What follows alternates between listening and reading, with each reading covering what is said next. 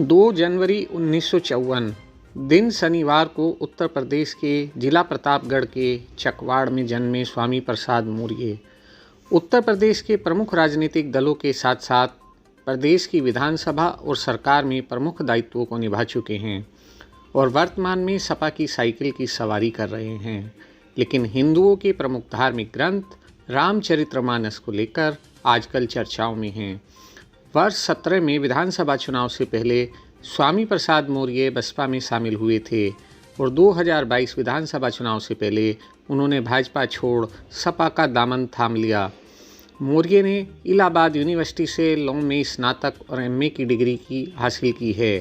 बिहार के शिक्षा मंत्री चंद्रशेखर द्वारा रामचरितमानस को नफरत फैलाने वाला हिंदू धर्म ग्रंथ बताए जाने के बाद स्वामी प्रसाद मौर्य ने एक न्यूज़ चैनल पर इस तरह के विचार व्यक्त किए हैं।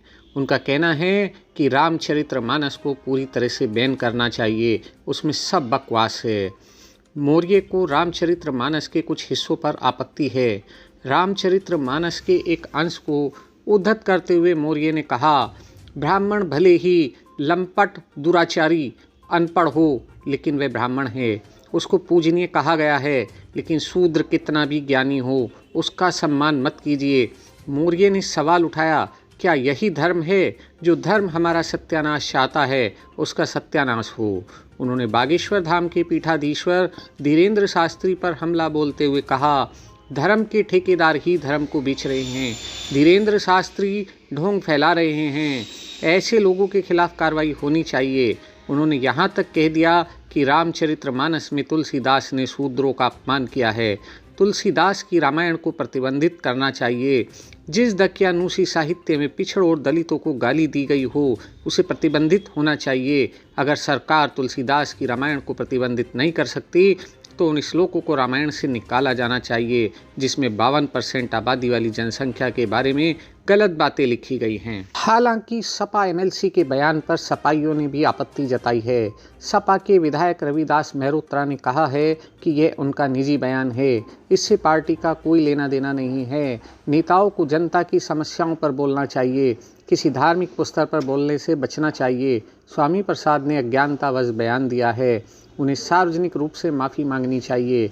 विधानसभा में सपा के मुख्य सचेतक मनोज पांडे ने भी कहा है कि जल्द ही सपा के अध्यक्ष अखिलेश यादव से मिलकर उनके बयान के बारे में जानकारी दी जाएगी।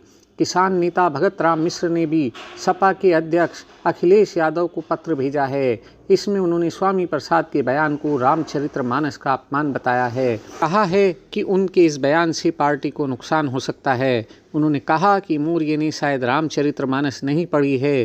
पार्टी के अन्य कई नेताओं ने सोशल मीडिया पर इस बयान को लेकर आपत्ति जताई है। हालांकि ऐसा नहीं है कि स्वामी प्रसाद मौर्य की जबान पहली बार फिसली हो। इससे पहले भी वे कई बार विवादित बयान देकर प्रदेश और देश की राजनीति का पारा गर्म कर चुके हैं।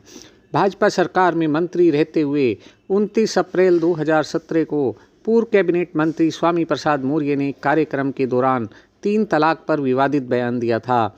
मौर्य ने कहा था कि मुस्लिम 3 तलाक देकर अपनी हवस को पूरा करने के लिए लगातार बीवियां बदलते हैं। साथ ही उन्होंने कहा था कि 3 तलाक मुद्दे पर बीजेपी मुस्लिम महिलाओं के साथ है। बस्ती में आयोजित एक कार्यक्रम में उन्होंने कहा था कि मुस्लिम अकारण बेवजह और मनमाने तरीके से जब चाहें बिना किसी वजह के अपनी पत्नियों को तलाक दे देते हैं। तलाक देकर वे अपनी हवस को पूरा करने का काम कर रहे हैं। तलाक की वजह से उनकी पत्नी और बच्चों को सड़क पर भीख मांगने के लिए मजबूर होना पड़ता है। 3 तलाक के पीछे उनकी ओछी मानसिकता है। स्वामी प्रसाद मौर्य जब चाहे जिसे चाहे लपेट लेते हैं। नवंबर 22 में उन्होंने भाजपा को भी लपेटा था। मैनपुरी लोकसभा उपचुनाव के दौरान स्वामी प्रसाद मौर्य ने कहा था कि भाजपा के लोग राम का भी सौदा कर लेते हैं, ये जनता तो जनता राम को भी बेच देते हैं। उस वक्त भी सपा ने किनारा कर लिया था। स्वामी प्रसाद मौर्य ने मायावती को भी नहीं बख्शा। उन्होंने बीएसपी की मुखिया मायावती पर निशाना साधते हुए कहा था कि जब मैंने पार्टी छोड़ी तो मायावती ने मुझे कहा कि जो बीएसपी छोड़ेगा उसकी राजनीति खत्म हो जाएगी, लेकिन जो मायावती के बंधुआ मजदूर बनकर रह रहे हैं उनकी राजनीति खत्म हुई है। आगे उन्होंने ये भी कहा था कि वे संघर्ष से निकले नेता हैं और मायावती की राजनीति खत्म करके ही दम लेंगे।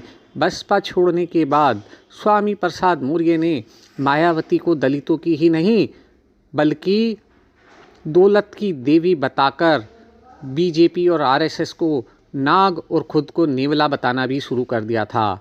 स्वामी ने कहा था कि नेवला रूपी स्वामी यूपी से बीजेपी को ख़त्म करके ही दम लेगा। जानकारी के लिए बता दें कि स्वामी प्रसाद मौर्य यूपी में बड़े और पिछड़े वर्ग के कद्दावर नेता माने जाते हैं।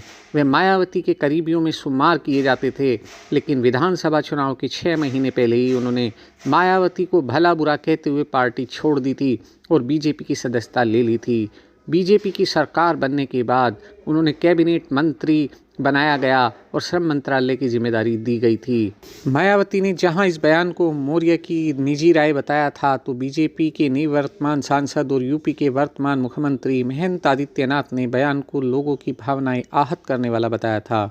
आदित्यनाथ का कहना था कि बसपा ने स्वयं चुनाव में नारा दिया था कि हाथी नहीं गणेश है, ब्रह्मा विष्णु महेश है, और अब उसकी पूजा करने से मना कर रहे हैं। इसका क्या मतलब है? लेकिन बाद में मौर्य के बसपा छोड़ने के बाद खुद आदित्यनाथ ने मौर्य को अपनी कैबिनेट में जगह दी। शीला दीक्षित को बताया था रिजेक्टेड माल। स्वामी प्रसाद की बदजुबानी के एक नहीं अनेक किस्से हैं। दिल्ली की पूर्व मुख्यमंत्री स्वर्गीय शीला दीक्षित को लेकर भी उन्होंने एक विवादित और अमर्यादित टिप्पणी की थी। उत्तर प्रदेश के विधानसभा चुनाव में कांग्रेस ने दिल्ली की 3 बार मुख्यमंत्री रह चुकी शीला दीक्षित को सीएम फेस के रूप में पेश किया, तो स्वामी प्रसाद मौर्य ने उन्हें दिल्ली से आया रिजेक्टेड माल बताकर विवाद खड़ा कर दिया था। उन्होंने यह भी कहा था कि कांग्रेस ने युवाओं की ओर रुख नहीं किया, दिल्ली से खारिज माल को लाकर इसे यूपी में पेश किया है। इससे साबित होता है कि कांग्रेस के पास नेता नहीं हैं। जो नेता दिल्ली में पहले ही हार चुका हो उसे यहाँ लाना दिखता है कि कांग्रेस की यूपी में स्थिति क्या है।